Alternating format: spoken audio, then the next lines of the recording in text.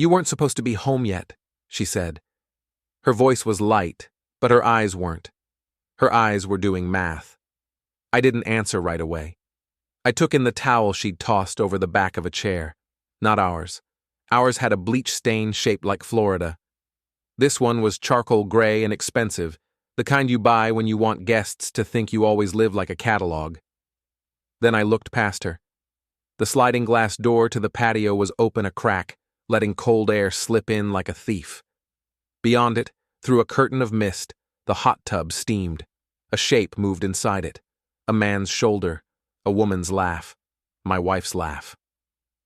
Before we dive deeper into this story, I have one small request. Please subscribe, drop a like, comment, and hit that hype button to boost this channel so more people can discover these incredible Reddit stories. I stepped closer. Quiet. The floorboard under my left boot creaked. Old house, old secrets. And Tessa flinched, like she'd been touched with a live wire. Outside, the hot tub bubbled like it was trying to pretend nothing else existed. Grant Hale sat in it with his elbows on the edge, skin pink from the heat, hair slicked back. He was my best friend's husband. We'd grilled together. We'd watched games together. He'd held Bear's leash once when I had to run inside and grab my keys. His hands were under the water, and my wife was too close to him for any innocent explanation to survive. Grant turned his head and saw me. For half a second, his face went empty. Then he put on the grin he used at neighborhood cookouts, the one that said he belonged everywhere. "Caleb," he said, like I was late. Tessa shifted to block my view again, like her body could erase what my eyes had already recorded. "It's not what it looks like." That line was always funny to me, because it was exactly what it looked like. The only thing left to argue about was how long it had been happening. I felt heat climb into my throat, not rage, not yet, something heavier, like a brick settling into place. I could have yelled. I could have thrown the pill bottle through the window. I could have done all the things people do on TV when the writer needs to make sure the audience knows the character is hurt. But I'd learned something running operations. If you lose your head, you lose your leverage. I let my face go still. "Relax," I said. My voice didn't even wobble. "I'll wait outside." Grant blinked. Tessa's mouth opened, then closed, like she'd been expecting another version of me to show up. I stepped back out onto the porch. Cold air hit my cheeks. The fog smelled like wet cedar and something sour. I walked down the side yard to the gate. Our yard had a tall wooden fence because Tessa had wanted privacy. She'd said it with that smile, like it was a spa feature. I'd paid for it. I'd built the lock myself. I pulled the gate shut and turned the latch. Click. Then I took out my phone and called the one person who had a right to know what was in my backyard. Marin answered on the second ring.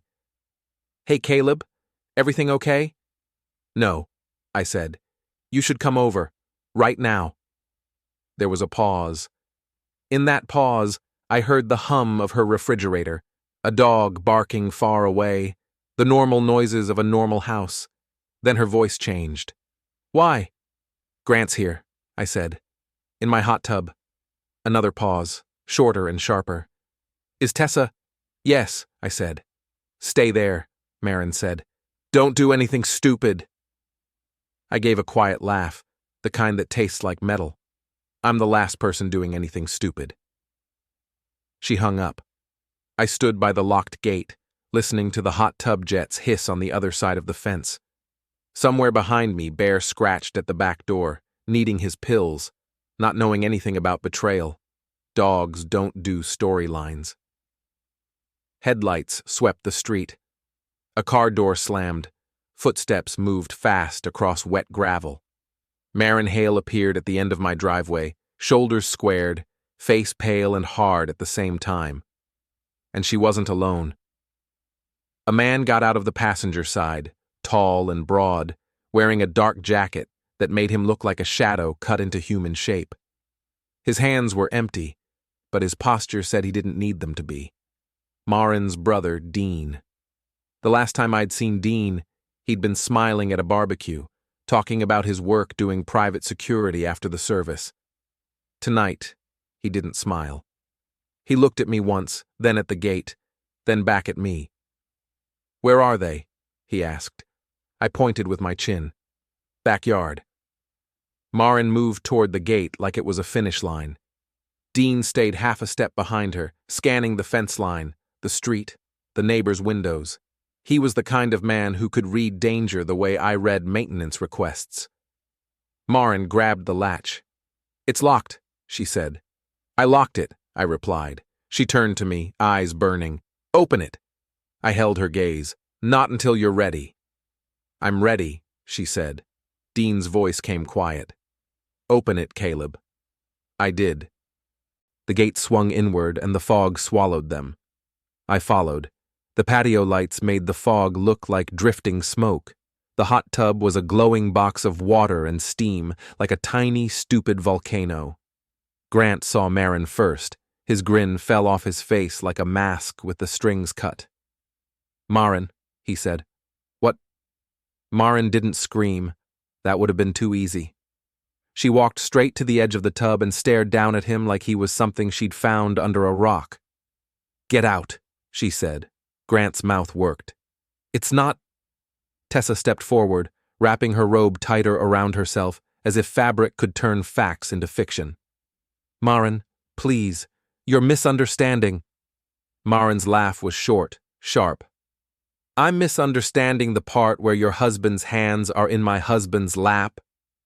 Grant jerked his hands out of the water. Water spilled over the edge, slapping the stones like applause. Dean moved closer, not threatening, just present. The way a door feels present when it's closed. Grant looked up at Dean. "Dean, man, come on. This is a mess." Dean's face stayed blank. "Get out." Grant hesitated, and that hesitation was everything. If he'd been innocent, he would have climbed out fast, because innocent people don't need time to choose a story. Instead, he looked at Tessa, like she could write him one. Tessa lifted her chin. "This is between adults." Marin snapped her gaze to her. "Don't talk to me like you're a grown-up. You're standing in my friend's backyard with my husband. You're not an adult. You're an accident." Grant started to climb out, water streaming off his body. He reached for his towel, charcoal gray, expensive, and wrapped it around his waist. He looked smaller without the water hiding him. "I can explain," he said. "You can explain while you pack," Marin replied. "Or you can explain to your mother. I don't care which." Grant's eyes flicked toward the gate. He was thinking about escape. Men like him always think the right angle will get them out. Tessa's voice went soft. "Caleb, can we talk? Alone?" I looked at her and felt something in me shift like a gear catching. She wasn't embarrassed. She wasn't sorry. She was calculating. "Not alone," I said. Grant took a step toward Marin, hands up. "Marin, please. It was stupid. It was—" Dean moved between them, not touching Grant, just closing space. Grant stopped. "Back up," Dean said. Grant's jaw tightened. "I'm not a criminal." "You're not a victim either," Dean replied. Tessa's eyes flashed. "Dean, don't you dare come into my home and—" "My sister is in your backyard," Dean said. "That makes it my business." Grant took another step back, then another. His heel caught on the slick edge of the patio. He windmilled his arms. For a second, he looked like a man in a nightmare trying to run through mud. Then he slipped. Not a dramatic fall, just wet stone and bad balance. He went down hard on his hip. His towel loosened. His pride fell with it. Marin didn't move to help him. Neither did Tessa. I did, because I'm the kind of idiot who still believes in basic decency even when people don't deserve it. Dean put a hand out, stopping me with 2 fingers on my chest. "Let him get up," he murmured. Grant scrambled, face red, eyes wild. His gaze darted to the gate again. "Grant," Marin said, voice trembling now, finally. "How long?" Grant swallowed. "How long?" she repeated. Tessa stepped in, too quick, like she'd practiced. Maren, you're spiraling. Grant and I… Maren turned on her. Don't say my name like you know me. Then she looked at Grant again. How long? Grant's shoulders slumped. For a second, the charm drained out of him and left a tired, selfish man. Since spring, he said. Maren made a sound I'll never forget. Not a scream, not a sob. A small noise like someone stepping on a bird. She nodded once, like her head was saying yes, even as her heart said no. Dean's jaw flexed. He didn't lunge, he didn't hit. He just stared at Grant with a coldness that promised consequences. Grant's eyes flicked to me. Caleb, I swear. Don't, I said. He blinked. Don't what? Don't talk to me like we're still friends, I said. That's over. Grant's face hardened. The charm came back, sharper. You're acting like you own her.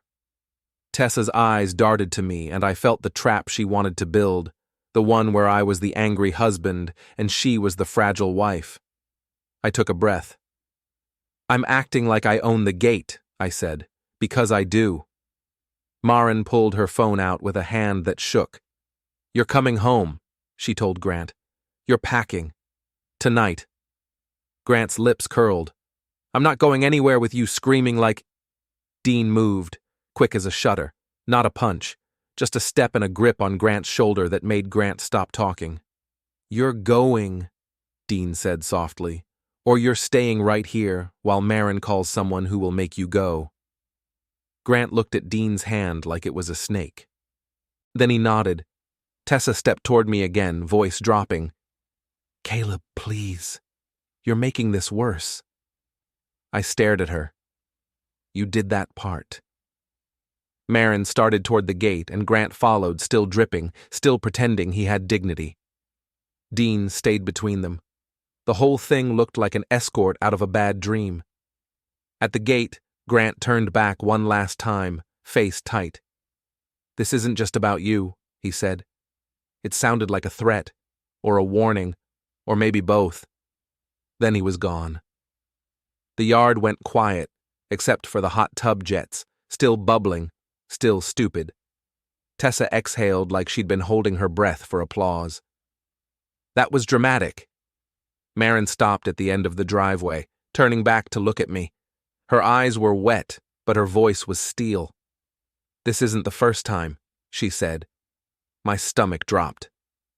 What do you mean? I asked. Maren's mouth twisted. Grant doesn't start fires without someone handing him matches. Then she got into her car with Dean, and they drove off into the fog. I stood there with my wife in my backyard, the steam rising like a ghost. And I realized I was the last person invited to my own marriage. I didn't sleep in my own bed that night. I gave Bear his pills, filled his water bowl, and scratched behind his ears until he leaned into my hand, trusting me the way only dogs can. Then I grabbed a jacket, my keys, and the kind of calm you put on when you don't want your world to see you bleeding. I drove to a 24-hour diner off Route 9, the kind with vinyl booths and a neon sign that flickered like it was tired of telling people it was open. The fog followed me there, settling in the parking lot like a group of witnesses who didn't want to be named. Maren was already inside. She sat in a booth near the window, a mug of coffee in front of her untouched. Dean sat across from her, back to the wall, eyes scanning the room. Old habits. When I slid into the booth, Maren looked up at me. Her face was blotchy, but her voice was steady. Did you go home? She asked. Just for Bear, I said. She nodded. Good. Dean's gaze stayed on me a second longer than it needed to. You okay? I almost laughed. Okay was a word you used when your car wouldn't start or your roof leaked. This was something else. But I answered like a man who still believed words could help. I'm functioning, I said. Maren's fingers tightened around her mug. Grant is at the house, packing. He keeps saying it was a mistake. Dean snorted. A mistake is buying the wrong milk. Maren's eyes flashed at her brother. Dean, he held up a hand. I'm here. I'm not talking. I'm just saying. A waitress came by, older, tired, kind. She took our order like she didn't notice the tension, like she'd seen it 1,000 times in a town where everyone pretended. When she walked away, Maren leaned forward. "Caleb," she said, "I need to tell you something, and you're not going to like it." I stared at the table's scratched surface, the old gum stuck under the edge, the tiny realities that were easier to face than what she was about to say. "Tell me." Maren pulled out her phone and slid it across the table. A screenshot, a group chat, names at the top, Tessa, Grant. A couple of other women I recognized from Tessa's girls' nights. A few men I'd nodded at cookouts, people who'd eaten my food. The messages were months old, jokes, emojis, little comments that made my skin crawl. One line stood out, Tessa's name beside it. "Hot tub rules. If Caleb shows up early, we act surprised." My throat went tight. Maren's voice was low. "I found it in Grant's old phone backup. He forgot it synced." Dean leaned over, jaw clenched. "He's been stupid for a long time." I swallowed. "How many people knew?" Maren didn't answer right away. That was answer enough. I slid the phone back. "Why show me this?" Maren's eyes didn't flinch. "Because this isn't just cheating. This is organized." Dean's hand tapped the table once. "And because if your wife is playing games, you need to play smarter." "I don't want to play," I said. Maren's laugh was bitter. None of us wanted to, but they already started. I stared out the diner window. The fog made the streetlights look like distant candles, like a vigil for something that hadn't gone yet, but was close. "I manage the condo complex," I said slowly.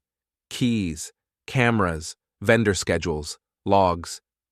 Dean's eyes narrowed with interest. "Meaning?" "Meaning I can prove when Grant was where," I said. "If he used a fob, if he walked past certain doors, if he parked where he shouldn't." Maren's face tightened. "You can prove it without doing anything illegal?" "Yes," I said. "I don't need to break into anything. I have access for work. There are policies, retention, requests, all documented." Dean nodded once. "Good." Maren's voice softened. "What are you going to do, Caleb?" I opened my mouth and nothing came out, because the truth was, I didn't know yet. Then the waitress brought our food, and for a second the smell of grease and toast made the world feel normal, like you could eat and then go home and nothing would be wrong. But my phone buzzed on the table. A text from Tessa. "We need to talk." A second text followed. "Please come home." Dean watched my face change and said, "She wants you back in the house. She wants you on her turf." Maren nodded. "And she'll make you the bad guy if she can." I stared at my phone. "I'm not going to yell," I said. Dean's mouth twitched. "That's not what I'm worried about." I left money on the table and stood. The booth vinyl squeaked like it was complaining. Maren grabbed my wrist. "Caleb," she said, "don't be alone with her if you can help it." I nodded. "I won't." I drove home with the fog-riding shotgun. The house was warmer than it should have been. The thermostat was set higher, like comfort could be dialed in. Tessa sat at the kitchen table with 2 mugs of tea. She'd changed into a soft sweater, the one she wore when she wanted to look harmless. Her hair was dry now, neat. Her face was made up in that natural way that takes 40 minutes. Bear lay on his bed by the fridge, eyes half closed, tail thumping once when he saw me. I went to him first, knelt, rubbed his ears. Tessa watched me like she was taking notes. "You're ignoring me," she said. "I'm prioritizing," I replied. Her lips tightened. "We need to talk about what happened." I stood, hung my jacket on the hook. I kept my movements slow, controlled. If she wanted a scene, I wasn't going to hand it to her gift-wrapped. "What's there to talk about?" I asked. Tessa's eyes widened a fraction. "Caleb, don't act like this is simple." "It's simple," I said. "It's not easy, but it's simple." She leaned forward. You came home early. You surprised me. You locked the gate like a psycho. I felt my jaw clench.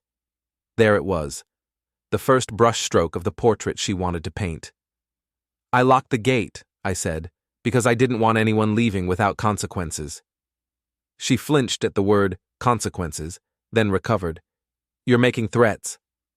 I looked at the mugs on the table, one in front of her, one in front of me, placed perfectly. And then I noticed the second wrong thing in the kitchen. A mug near the counter, not on the table, not part of the tea setup. A third mug. It sat near a stack of mail, angled toward the room like it could see. I stared at it.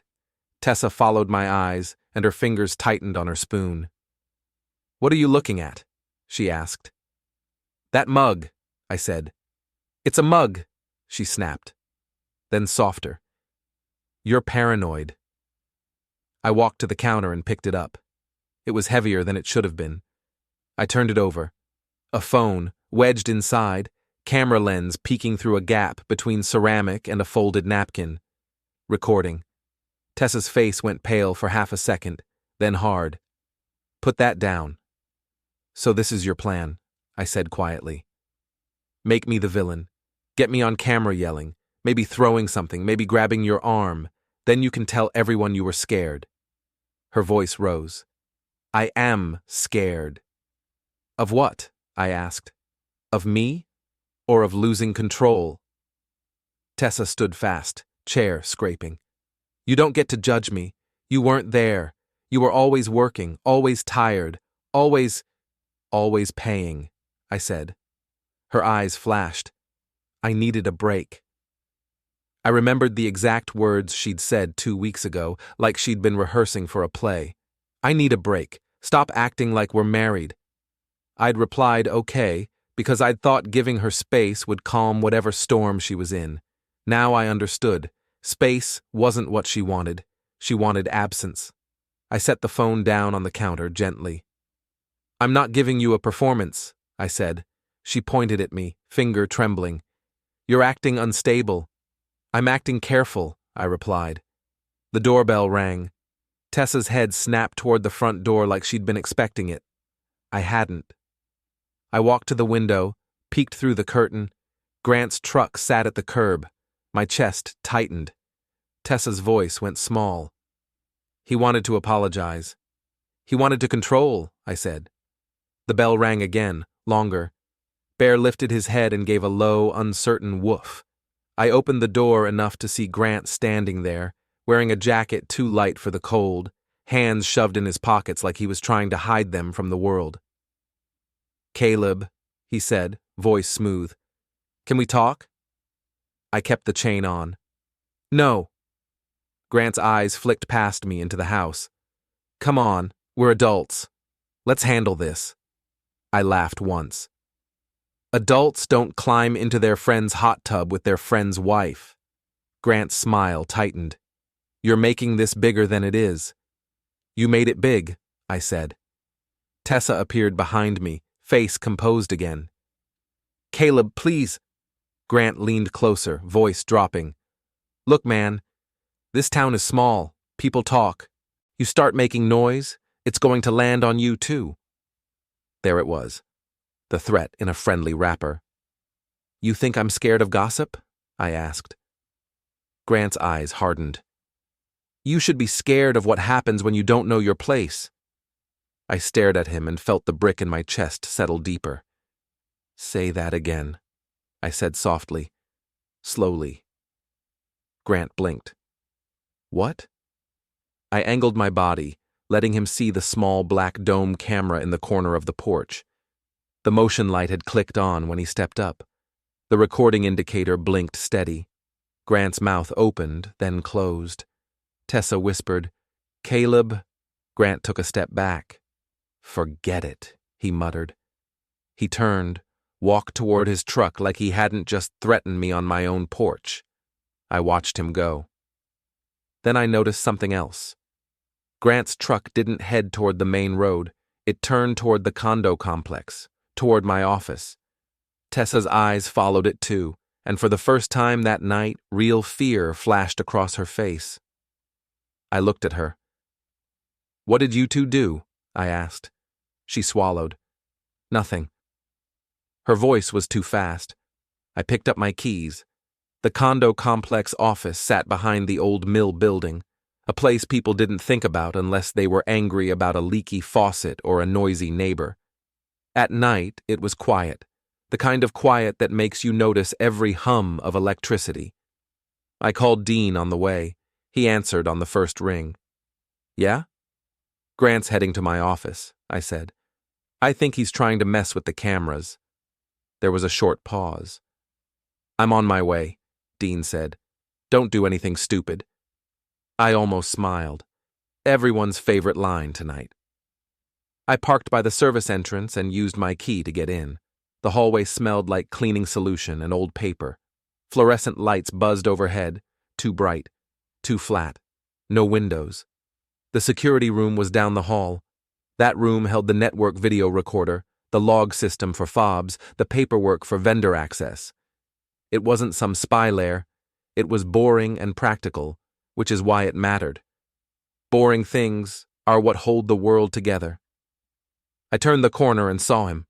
Grant stood at the door, shoulders hunched, a small toolkit in his hand. He froze when he saw me. Caleb, he said, trying for calm. Listen, What are you doing? I asked. He lifted the toolkit like it was an excuse. Your door lock is weird. I thought maybe it was jammed.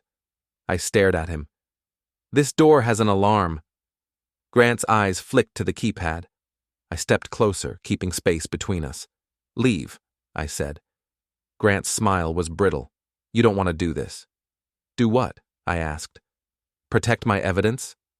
His jaw flexed. Evidence. That's what this is now. You want to ruin people. You ruined yourself, I replied. Grant took a step toward me. His voice dropped low. You think you're smarter than us. You're not. The word us hit me like cold water. Us, I repeated. Grant's eyes widened slightly. He'd said too much. I heard footsteps behind me. Dean appeared at the end of the hallway like a shadow made solid. He didn't run. He didn't rush. He just walked with the kind of steady that makes other people reconsider their choices. Grant saw him and his shoulders tightened. Dean, Grant said, forcing a laugh. Man, you following me now? Dean's voice was calm. Step away from the door. Grant lifted his hands. I'm not doing anything.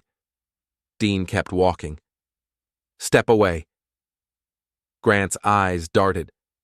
For half a second he looked like he might bolt. Then he did. He spun and ran down the hallway, footsteps slapping on tile, toolkit clattering. I moved after him, not like a hero, just like a man who didn't want his life erased in a back hallway. Grant hit the corner hard, skidded, caught himself. He shoved open the service door and burst into the night. The fog swallowed him. Dean and I followed, lungs burning in cold air. Grant sprinted across the parking lot toward his truck. He fumbled with his keys, hands shaking. He got the door open. Dean was close now, voice loud. Stop! Grant shoved the key into the ignition. I saw something fall from his jacket pocket. A plastic card, white, flipping end over end, landing near my boot. Grant's truck roared to life. Tires spun on wet pavement. He peeled out of the lot and disappeared into the fog like a coward with a schedule. Dean stopped beside me, breathing steady, eyes tracking the darkness. You okay? He asked. I bent, picked up the card. It wasn't a credit card. It was a vendor key card. Printed on it, Rivetstone Development, Contractor Access, my wife's employer. I stared at it until the letters blurred. Dean's voice went low. That's not good. I swallowed hard. No, I said. That's a map. My phone buzzed. Tessa, I answered. Her voice came fast, tight. Where are you? At the office, I said. You need to come home, she said. Right now. We can fix this. I pictured Grant running through my hallway with a toolkit like a thief. Fix what? I asked. Her breath hitched. Everything. No, I said. You can't fix it. You can only control it. There was silence on the line. Then she spoke, voice softer, dangerous. "If you do this, Caleb, you'll regret it." I stared at the key card in my hand. "I already regret something," I said. "It's not what you think."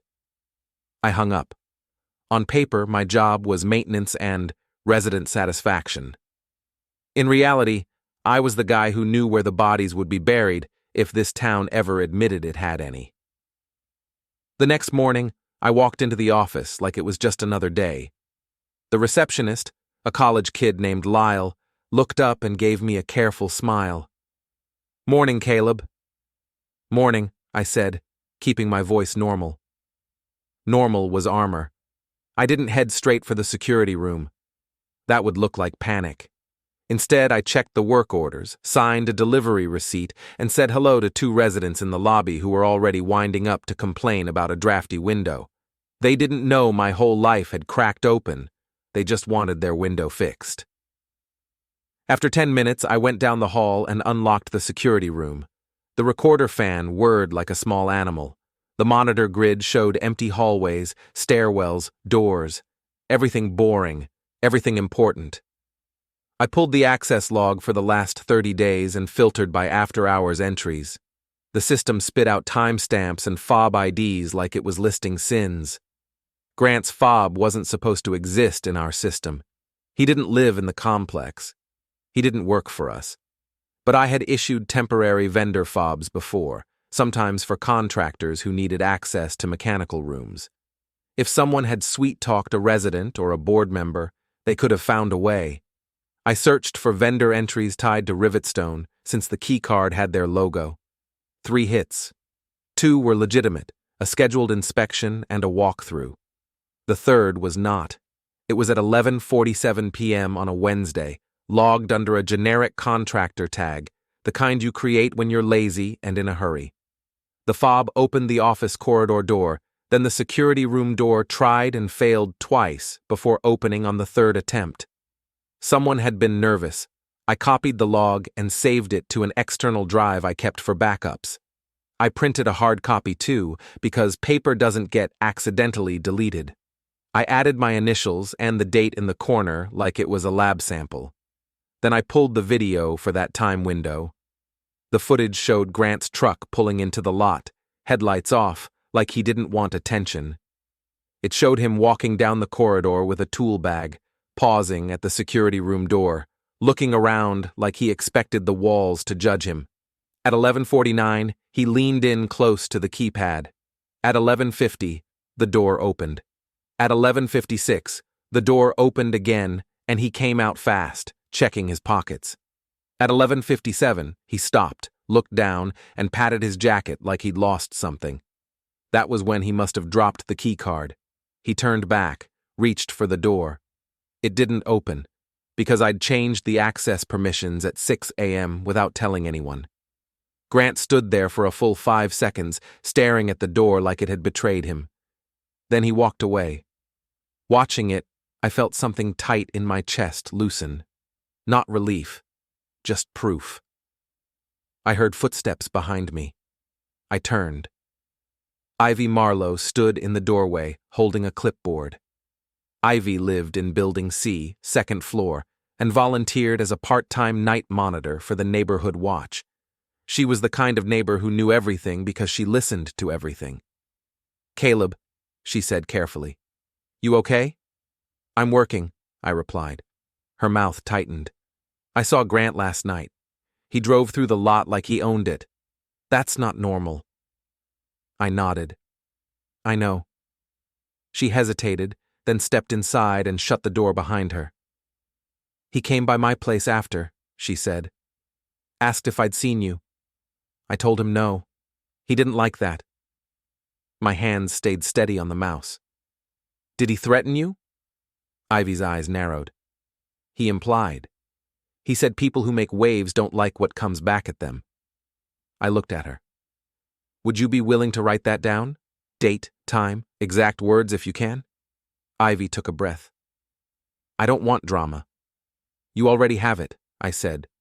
"You can either be part of the truth or part of the rumor." She stared at me, then nodded once. "Fine." While she wrote her statement, I kept working. I exported the video clips, stamped them with time and camera ID, and saved them to the drive. I made a second copy to a cloud folder that only Rita could access, because redundancy is how you survive storms. When Ivy finished, I read her statement and felt my jaw tighten. Grant hadn't just threatened me. He'd been testing the town's edges. I signed my own statement, too. Not about the affair. That was personal. About the attempted tampering. That was business. I left the office with the drive in my pocket and the weight in my chest balanced by one simple thing. Facts. Tessa started her counterattack the way she started everything, with smiling texts. First it was, "Can we just talk like adults?" Then, "I don't want people involved." Then, "I'm worried about you." That last one was the sharpest knife, because it wasn't aimed at me. It was aimed at anyone who might read it later. I didn't respond. At noon, my phone lit up with a message from a number I didn't recognize. "Hey, Caleb. It's Jenna from Rivetstone. Just checking in. Heard things are tense. Let me know if you need support." Support. Another word that can mean help, or a trap, depending on who says it. I showed the message to Rita. She replied with one sentence. "Do not engage outside of council." So I didn't. Instead, I changed my patterns.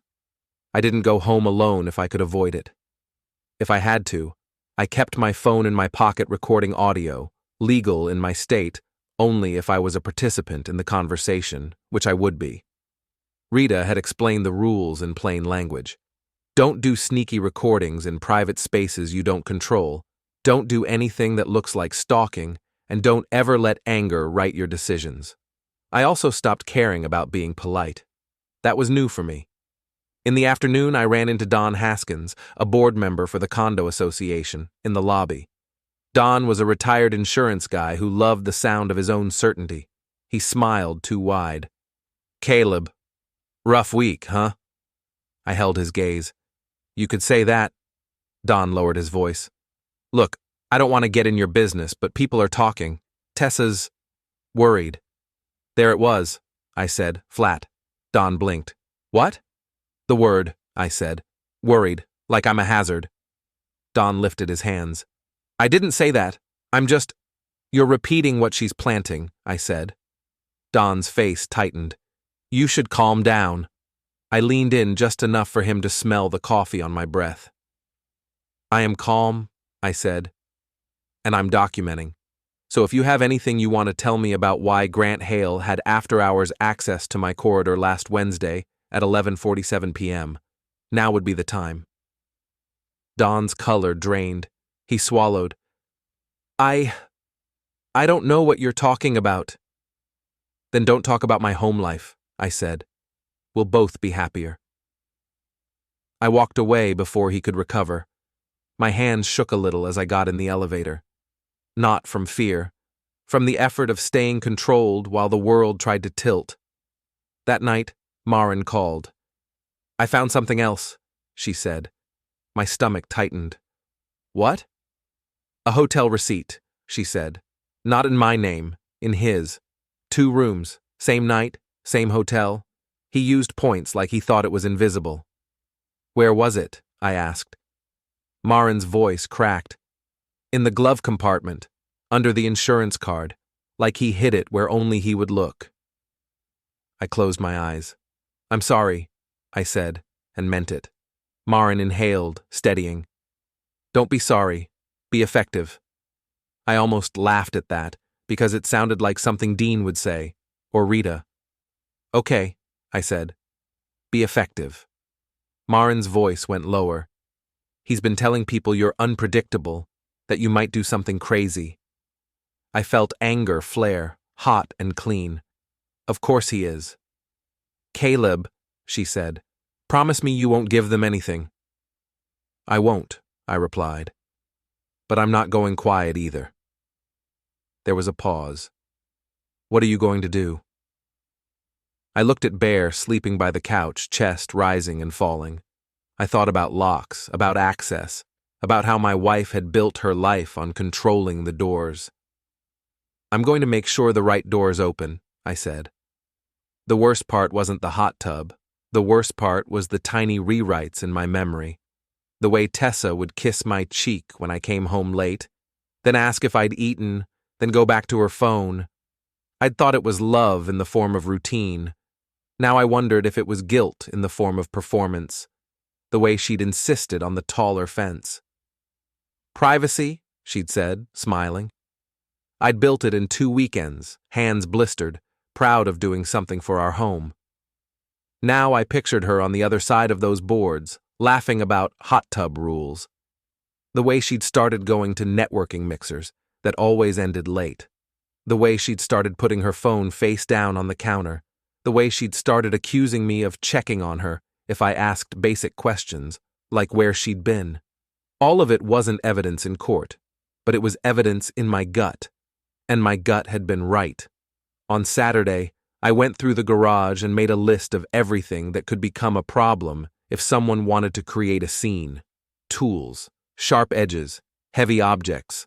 I locked up anything that could be twisted into a headline. Not because I feared I'd use them, because I feared someone else would claim I did. That's what betrayal does. It makes you live like you're defending yourself from a story you didn't write. Rita called that afternoon. Your filing is set, she said. Service will happen Tuesday. Okay, I said.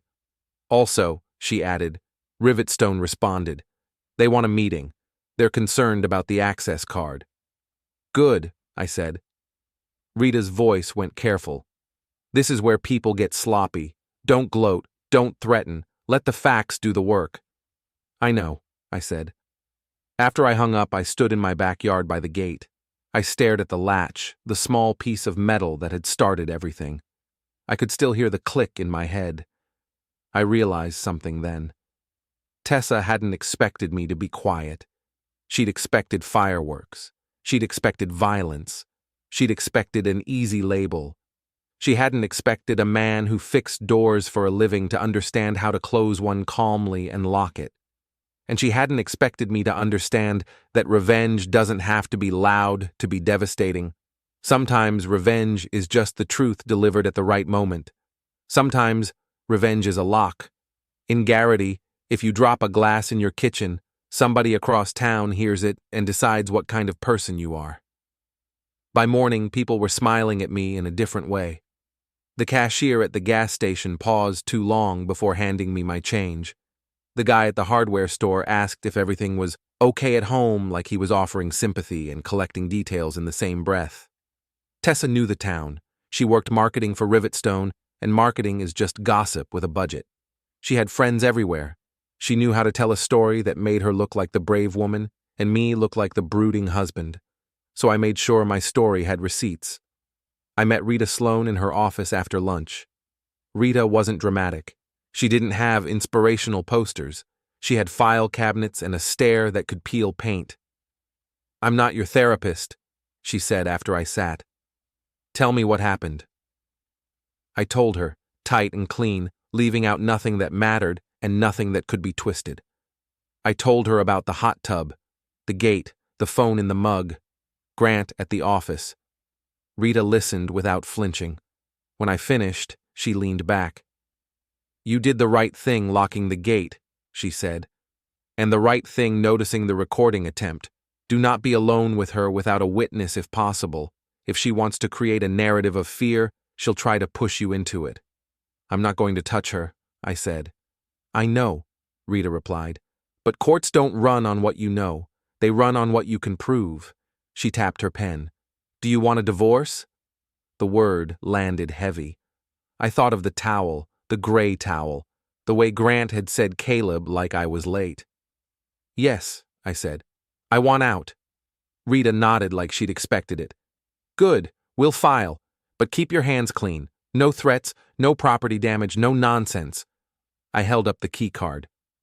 What about this? Rita's eyes narrowed. Where did you get it? I told her. She frowned. If that card belongs to her employer and Grant had it, that means there's a professional boundary crossed, but we're not going to accuse anyone without proof. I can pull access logs, I said. Not her company's, but mine. The condo logs, camera footage, vendor records. Rita nodded. Do it. Preserve everything. Make copies. Make notes. Dates and times. And if you suspect someone is tampering, document that too. I left her office with a folder of paperwork and a quiet resolve that scared me a little. That night, there was a charity fundraiser at the old mall, Garrity's Winter Warmth Drive. People brought coats and canned goods and acted like kindness was a performance. Tessa had been planning it for weeks. She'd been excited about the photo ops. I decided to go, not to beg, not to fight, to watch. The day of the fundraiser, the sky stayed the color of dirty wool, and the river wind cut through my coat like it remembered every time I'd taken warmth for granted. Tessa texted me twice before noon. Please don't come tonight. If you come, don't start anything. That second one almost made me smile. Don't start anything, from the woman who'd started this like it was a hobby. I didn't answer. Instead, I went to the complex and checked the notice board where community announcements got pinned. Someone had taped up a flyer for the fundraiser with Tessa's name printed as event lead. Under it, in neat handwriting, was a note, "Thank you, Tessa, for all you do." I stared at that note longer than I should have. It felt like watching people clap for a magician while the rabbit bled under the table. I walked back to my office, opened my drawer, and took out the external drive with the video clips. I placed it in an envelope, sealed it, and wrote across the front in block letters, "For Rita only." Then I did one more thing. I printed a single page from the access log, the line showing 11:47 p.m., the generic contractor tag, the 3 failed keypad attempts. I folded it once and slid it into my wallet behind my driver's license. Not because I planned to flash it around, because if Tessa tried to paint me as unstable in public, I wanted to feel the paper there, a reminder that reality had edges and timestamps. When I got home, Bear was waiting by the door, tail thumping, eyes bright. He didn't care about reputation or revenge. He cared about dinner. I fed him, scratched his ears, and told him, "We're going to be okay." He believed me. I wasn't sure I did. But I put on a clean jacket, checked that my phone battery was full, and drove toward the abandoned mall where the whole town went to pretend it was alive. The mall smelled like dust, cinnamon, and old carpet. The big stores were empty now, their windows covered with posters about pop-up markets and community spirit. The fundraiser took place in the center court under a plastic Christmas tree that looked tired. People milled around with paper plates of cookies, talking about weather and school and other people's business. The town loved a stage. Tessa stood near the donation table in a fitted coat, smiling like she was running for office. Grant stood not far from her, hands in pockets, trying to look like a man who belonged there. Marin arrived a few minutes after I did. She wore a dark scarf and a face that had already burned through the crying stage and come out the other side. She spotted me and gave a small nod. Grant saw her and stiffened. Tessa's smile faltered for a beat, then returned, brighter, like she'd practiced that too. She crossed the floor to me, heels clicking on tile. "You're here," she said, like I'd surprised her again. "I live in this town," I replied. "Hard to avoid." Her smile tightened. "We should talk privately." I shook my head. "Not tonight." Tessa leaned closer, voice soft. "You're embarrassing yourself." I looked around at the people watching, pretending not to. "I'm not the one who climbed into a hot tub," I said. Her eyes flashed. "You're angry, and you're trying to punish me." "I'm not punishing you," I replied. "I'm removing myself." She tilted her head, a move she used when she wanted to look calm and make the other person look unstable. "You're scaring me, Caleb." The words were spoken just loud enough for the nearest couple to hear. I felt the trap snap into focus. I kept my voice even. "I'm not doing anything to you," I said. "And you're not scared. You're performing." Her smile vanished. "Watch your tone." I turned away from her and walked to the coffee table. I poured myself a cup and let my hands stay steady. Behind me, I heard Grant's laugh, too loud. I heard him say something about people being dramatic. Marin moved toward him like a storm with a purpose. "Grant," she said, voice sharp. "You enjoying yourself?" Grant spread his hands. "Marin, come on, not here." "Why not here?" she asked. "Here is where you like to be seen." People turned their heads. Conversations slowed. The mall's acoustics carried everything. Grant's eyes flicked to Tessa, then back to Marin. "We're handling it." Marin laughed. "We're handling it? That's rich." Grant stepped closer to her, lowering his voice. But the mall had a way of amplifying whispers when they mattered. "Don't do this," he hissed. "You'll make yourself look crazy." Marin's face went still. "Crazy," she repeated. "That's the word you're using." Grant's hand shot out and grabbed her wrist, not hard enough to bruise, but hard enough to claim. Every head in the area turned. I moved before I thought, stepping in, not touching Grant, just placing myself between him and Marin. "Don't touch her," I said. Grant's eyes snapped to mine, his jaw clenched. "Back off." I kept my hands visible, voice calm. "Let go." He didn't. Marin's eyes didn't blink. "Let go," she said too, voice deadly. Grant released her like he'd been burned. He turned toward me, voice rising, wanting an audience. "You're not some hero," he said. "No," I replied. "I'm just done." Tessa appeared beside Grant, face pale. She looked at the small crowd forming, then looked at me, and I saw it. She was about to flip the script. Tessa's eyes filled with tears on command. "Please stop," she said, voice shaking. "You're scaring me."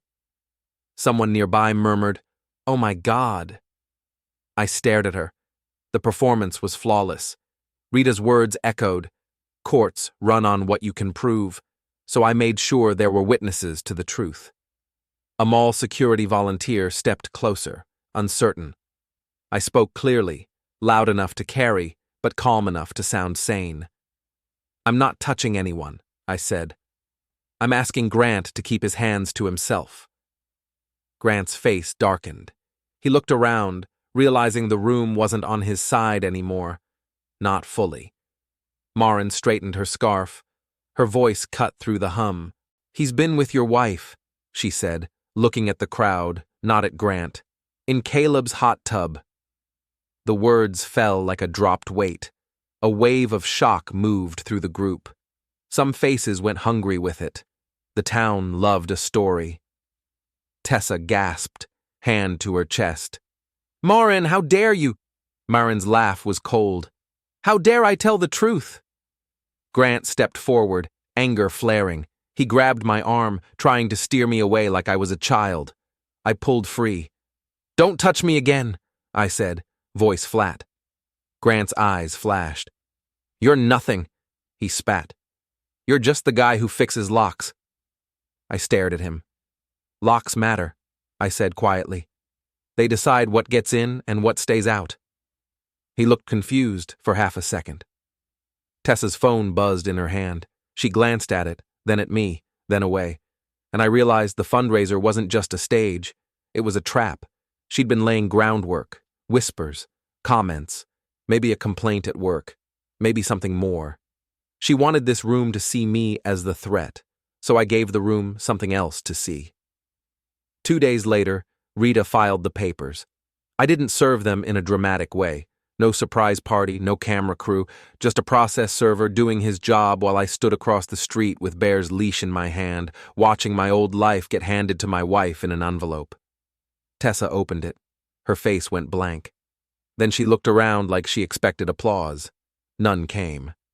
That afternoon, I met with Rivetstone's regional compliance manager in a glass-walled conference room that smelled like copier toner and expensive carpet. I didn't go in swinging accusations. I went in with dates, times, and policies. Rita sat beside me, calm as granite. I slid a folder across the table. Inside, condo access logs showing Grant's presence near secured areas he didn't belong in. Incident reports. Witness statements from Ivy, the neighbor who'd heard Grant's porch threat and seen him leave toward the complex. Video stills of Grant entering the office hallway at night, and a photograph of the vendor keycard labeled Rivetstone Development. The compliance manager's eyebrows rose, then lowered into something serious. How did he obtain that? I don't know, I said, but I know where I found him with it. Rita added softly, and we have documentation of an attempt to record Mr. Voss inside his home in a way that suggests narrative building rather than personal safety. The compliance manager's mouth tightened. We take that seriously. Tessa called me while I was still in the parking lot. How could you do this? She demanded. I leaned against my car, the winter air sharp in my lungs. Do what? Go to my job, she said. You're trying to ruin me. I'm trying to keep things legal, I replied. Your lover's husband tried to tamper with my office systems. That involves your company's access card. If Rivetstone cares about risk, they needed to know. Her voice shook. He doesn't have my card. That's not what the evidence says, I replied. Silence. Then her voice changed, soft, dangerous again. You think you won. You haven't even seen what I can do. I stared at the fog curling off the river beyond the parking lot. I've already seen, I said. In the hot tub. I hung up. That night, Dean called me. Grant's losing it, he said. He's blaming everyone. He thinks you set him up. I didn't set him up, I replied. I just stopped protecting him. Dean exhaled. Marin's done. She's not going back. Good, I said. Dean hesitated. Caleb, one more thing. Grant told Marin something before he left. He said Tessa's been recording you for months. Little clips, little moments, saving them. My stomach turned. The mug on the counter, the baiting words. You're scaring me. It wasn't panic. It was a plan. I drove home and walked through my kitchen like it was a crime scene. I checked corners, shelves, outlets. I found a second device behind the spice rack, hidden in a decorative tin Tessa had insisted on buying because it looked coastal. I turned it off and felt my hands shake for the first time in days, not from fear, from clarity.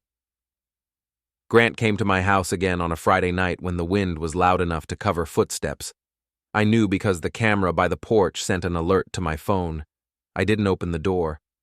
I watched on my screen as Grant stood on my porch, shoulders hunched, eyes wild. He rang the bell once, then twice, then he hit it like he wanted to break it. Tessa wasn't there. She'd been staying at a friend's place, telling people she needed space. I'd changed the locks the same day she left. Legally. My name was on the deed.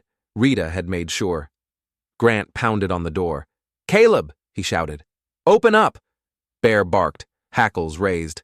I stayed back from the windows. I called Dean. Dean answered, already awake. What now? Grant's on my porch, I said. Don't engage, Dean said. I'm coming. I watched Grant pace, muttering. Then he did something that made my stomach drop. He pulled out his phone and aimed it at my door, recording. He was making his own narrative now. Then he walked off the porch and around the side of the house toward the garage. The garage, where my tools were, where the breaker box sat, where an old side door had a weak latch. I moved, not fast, controlled. I grabbed the flashlight and stepped into the hallway, keeping Bear behind me. I didn't want to fight. I wanted a witness. I opened the door to the garage from inside the house and stepped into the cold. The garage smelled like oil and pine and the ghost of summers when everything was simpler. Grant was at the side door, tugging at it. What the hell are you doing? I called. Grant spun, eyes wide, then narrowed. You, he hissed. You did this. I did what? I asked. You took everything, he said. My house, my business, my reputation. You think you're some saint? I kept my distance. I didn't take anything you didn't hand over, I said. Grant laughed, harsh.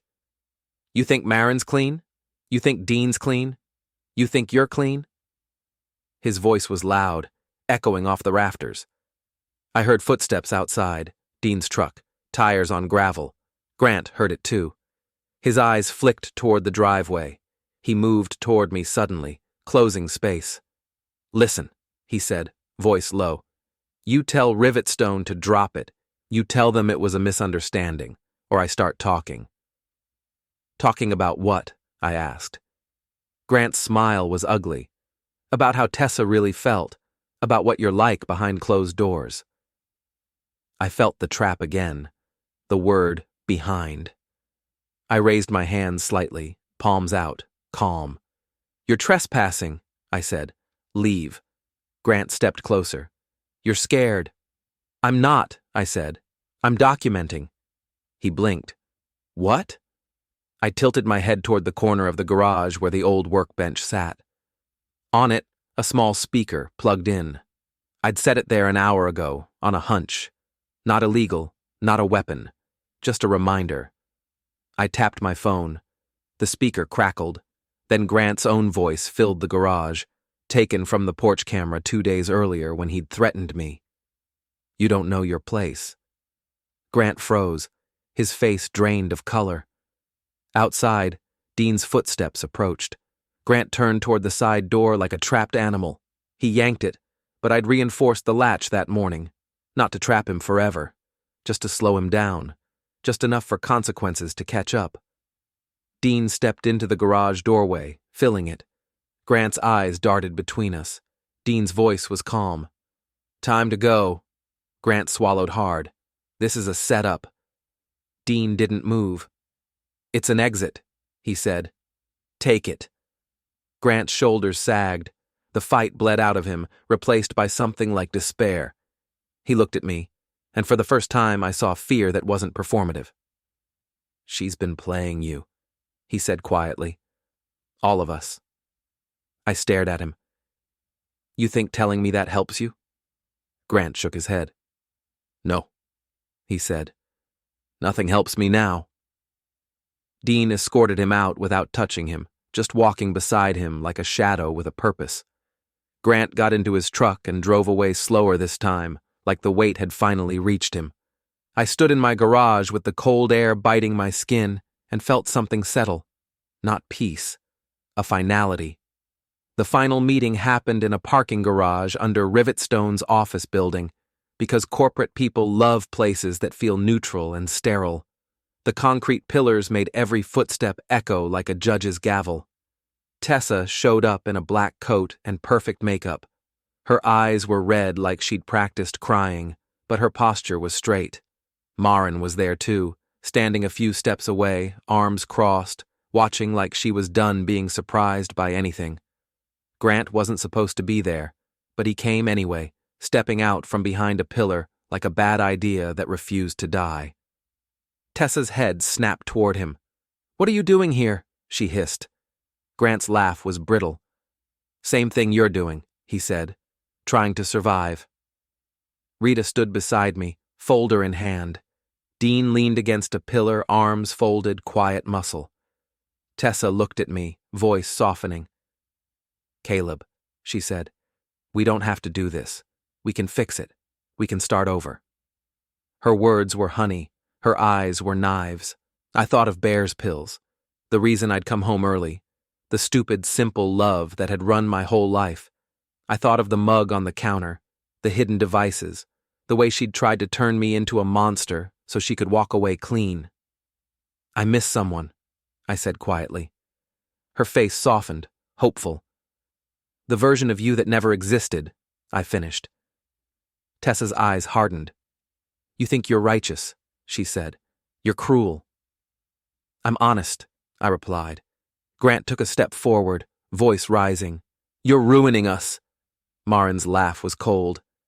"You ruined you," she said. Grant turned on her. "You're acting like a victim." Maren's eyes narrowed. "I am a victim," she said. "So is Caleb. The difference is, we're done letting you write the story." Tessa's breath hitched. "Caleb, please think about what people will say." I looked around the empty garage. "People already said it," I replied. "You just didn't think I'd ever hear." Rita opened the folder and spoke to Tessa in a calm voice that sounded like weather. Ms. Voss, this is your notice regarding the preservation of evidence and the terms of communication going forward. Any further attempts to record Mr. Voss without consent inside his private residence will be addressed. Tessa's face went pale, then flushed. You're threatening me. No, Rita said. We're informing you. Grant took another step, anger boiling. He reached toward the folder. I moved back. Dean moved forward. Grant stopped short, fists clenched. You think you're safe because you've got him, Grant said, nodding at Dean. I met his eyes. I'm safe because I'm done pretending, I said. Tessa's phone buzzed. She looked at it. Her eyes widened. Then they narrowed.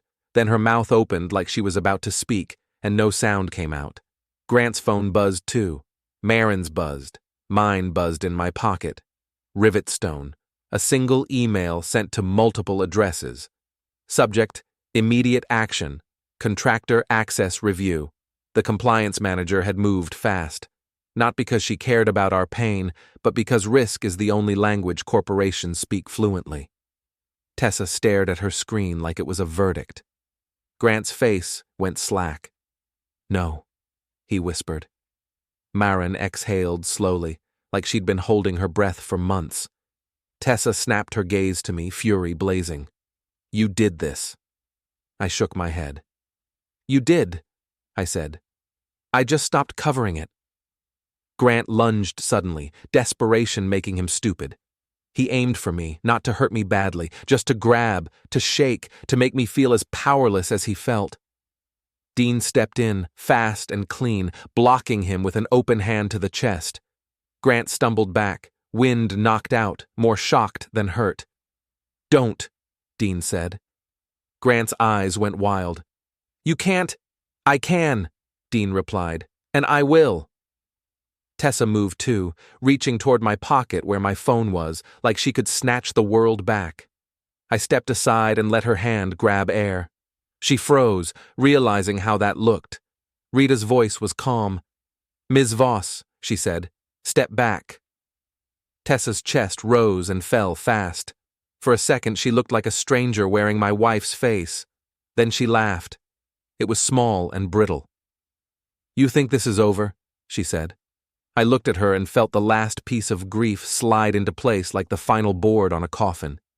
It's over, I replied. I reached into my coat pocket and pulled out a small brass padlock, the same type I'd put on our backyard gate.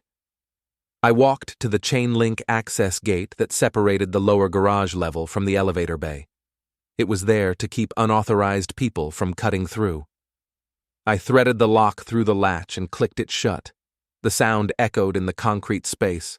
Click. Tessa stared at me, confused. Marin's eyes narrowed, understanding. Grant backed up, eyes darting, realizing the gate behind him was now locked. Not to trap him forever, just long enough. Dean stepped forward, phone already in hand. Trespass report, he said, voice even. And a record of harassment. Grant's shoulders sagged. His anger deflated into something helpless. Tessa's face changed again, the mask cracking. She looked at the locked gate, then at me, and for the first time, her control slipped. Caleb, she said, voice small. What did you do? I met her eyes. I let the consequences in, I said, and the click sounded like truth. Finally, forever.